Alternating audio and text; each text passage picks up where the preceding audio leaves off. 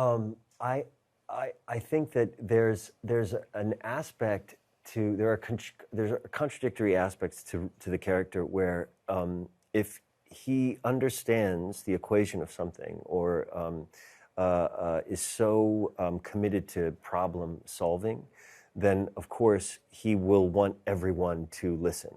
But he isn't terribly comfortable being put in a position of leadership unless it is the pragmatic solution to getting the right thing done.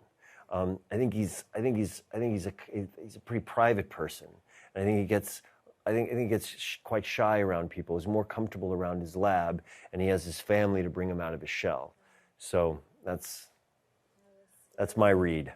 Why are you being depth? And Vanessa, I wanted to ask you, I read that you brought in a little bit of Malice, one of Sue's iterations into this. What were some of those characteristics that you said, I want to take this essentially darker side of her and add a little bits and pieces into this version? Yeah. I mean, I've always been really excited about Malice, and I loved it. Even the costumes look fun. But I think, I don't know, it made so much sense for me with Sue when I read her history in the comics, because she chooses to do inherently very altruistic, very loving things. She's a loving mother, she's a loving wife and sister and friend, and, she has a very, shiny energy, I always felt. And then when I got to Malice and her transformation, it just made so much sense that, of course, we're all many things. We're all the opposites all the time. And I was excited by the idea that it's a choice. You don't have a human who's just like a pure, do-gooder. Do you know what I mean? That there's a choice you make choices to do that, I think.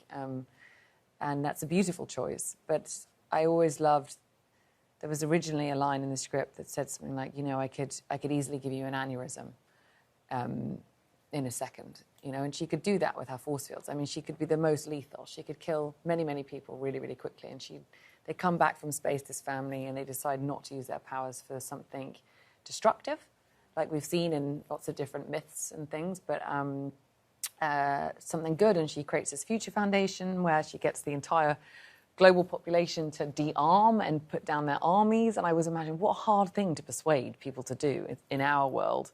And the fact that she accomplished it is like a very strident, very active thing.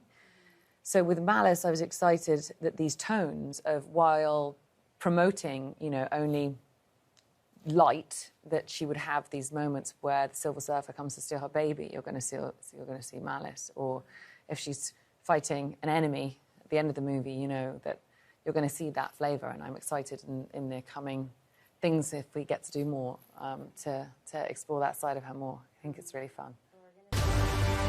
You don't want to just